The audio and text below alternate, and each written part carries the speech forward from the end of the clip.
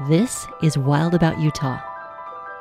If you like drinking carbonated water as much as I do, you'll be happy to hear that you can drink as much as you like absolutely for free just north of the Utah border in Soda Springs, Idaho. When settlers heading to California passed through this area on the Oregon Trail, they saw the many bubbling natural springs.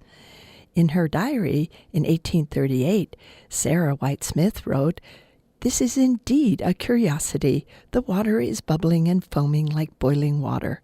But the water wasn't hot. She also wrote how delighted she was when she made bread with the water. The bread was as light as any prepared with yeast. All this stirred up some fond memories I have of my high school science teacher, who always made interesting things happen in the classroom. She put a pinch of sodium bicarbonate, commonly known as baking soda, in a dish and added a couple tablespoons of water and vinegar. Voila! The dish began bubbling and foaming like boiling water. For centuries, something like this has been going on under the ground in Soda Springs. The carbonate rocks are mixing with slightly acidic water, sending CO2 bubbles to the surface. In 1887, Soda Springs had grown to a bustling town. Some enterprising residents came up with a plan to capture the CO2 gas. They built giant drums over one of the springs and then built a 5-mile pipeline to their bottling plant. There they mixed the gas with clear water from another spring and bottled it. The soda water was shipped out by railroad far and wide.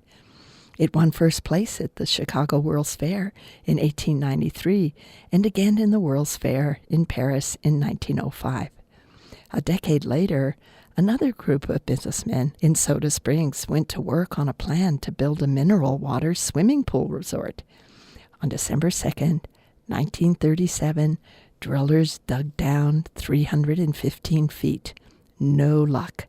They went to dinner. Then they heard a gush of water shoot up outside the window. They said it was roaring like a dragon. The whole area was enveloped in water vapor and Main Street was flooded. It took them 2 weeks to cap it.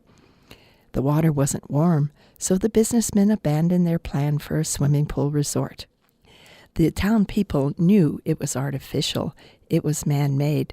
But a plume of water shooting 100 feet into the air is an impressive sight to see. Engineers put a timer on the cap. Now the carbonated water shoots up for 8 minutes every hour on the hour. You can watch it for free. As for drinking the naturally carbonated water, the city has set aside 3 springs. My guide took me to his favorite site just outside of town. We scrambled down the grassy hillside to a small bubbling pool about the size of a basketball. He whipped out a cup and dipped it in. I drank. It was cold and fizzy. "Good as Perrier," I said. He smiled. "Now I like you." I liked him too.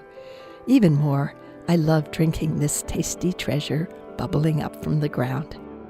This is Mary Hears, and I'm wild about Utah.